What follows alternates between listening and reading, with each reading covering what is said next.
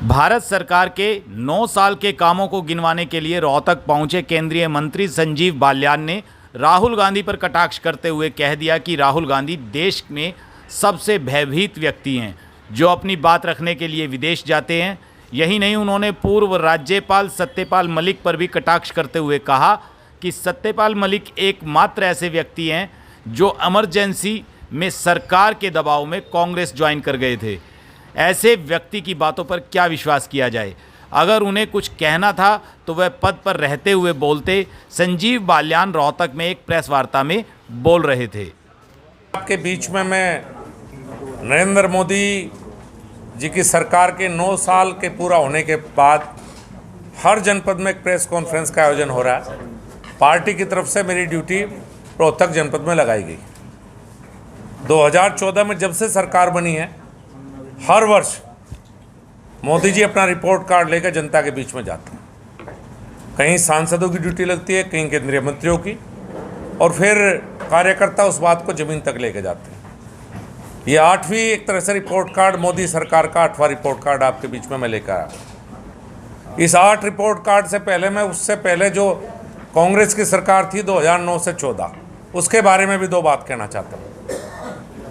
2009 से 14 के बीच में वो दौर घोटालों का दौर था इस देश में, चाहे 2G घोटाला हो, 4G घोटाला हो, कोयला घोटाला हो। शायद ही कोई हफ्ता 10 दिन ऐसा गया हो जब इस देश ने नया घोटाला ना देखा हो। उस समय पे लोगों ने बड़े विश्वास के साथ देश का नेतृत्व मोदी जी को संभाला था। 2014 में पहली जब मोदी जी ने शपथ ली तो उन्होंने कहा कि मेरी सरकार गरीब की सेवा के लिए समर्पित है। इस सरकार के 2 ही वो रहे हैं, विकास की बात, डेवलपमेंट, और गरीब सेवा। अगर डेवलपमेंट की बात करें तो शायद ये जो दौर रहा है 9 साल का, इसमें जितने नेशनल हाईवे बने हैं आज़ादी के बाद जितने बने उतने ही 9 साल में बने।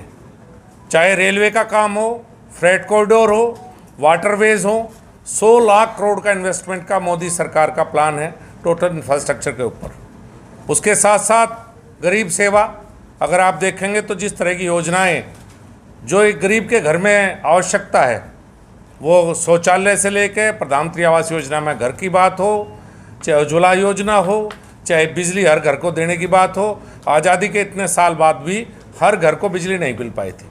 और मुझे तो हरियाणा में हूँ तो मैं यहीं पढ़ा हूँ। जब मैं रोहतक से गुजर कर जाता था तो मैंने वो दौर भी देखा है कि जब हमारी महिलाएं सिर पे घड़ा लेकर आती थी। जल जीवन मिशन से वो काम भी प्रयास किया है सरकार ने। करीब 10 करोड़ से ज़्यादा घरों को हम पानी पहुंचा चुके हैं घर में, और सरकार का लक्ष्य है कि 2024 तक हर घर को जल। ये सरकार इस लक्ष्य पर काम कर रही है। क्या उसके बारे में मैं बोलूँ जिसने कोई पार्टी नहीं छोड़ी, और क्या उसके जब पद पर आ जब तो कभी उसके कुछ याद नहीं आया। आप उसके बारे में कहना चाहते हैं? जो इमरजेंसी में एक नेता था, इमरजेंसी में जो कांग्रेस में शामिल हुआ था सरकार के दबाव में, वो वही थे जिनका आप नाम ले रहे लोकदल से चौधरी चरण सिंह को छोड़ के। और उसके बाद कौन सी ऐसी पार्टी है जिसमें वे नहीं रहे? और जब 5 साल पद पर है तो कुछ याद नहीं, आप पूरा हो गया। पद से उठाते देश की सुरक्षा पर सवाल उठाना, जिसका इतना लंबा राजनीतिक जीवन रहा, उसको बिल्कुल शोभा नहीं देता। आप हमसे खिलाफ हो सकते हैं, खूब हमारी निंदा कर सकते हैं, हमारी नीतियों की आलोचना कर सकते हैं, पर देश के इस तरह के सवाल देश बर्दाश्त नहीं करेगा। सबसे ज़्यादा भयभीत तो राहुल गांधी है, जो देश में नहीं बोलता विदेश में बोलता है। सबसे बड़ी समस्या तो उसे ही है। जिस व्यक्ति को इतनी उम्र में ये भी समझना हो कि घर की बात घर में कर लें, बाहर मत करें, क्या टिप्पणी करें उसके ऊपर। आप खुद सोचिए, क्या वो ऐसी बातें करके जो विदेश में कर रहे हैं बात, देश की छवि बढ़ा रहे हैं कि ख़राब कर रहे हैं? इस देश में सब आनंद में है, कहीं कोई जाति और धर्म के नाम पर कोई भेदभाव नहीं है इस देश में।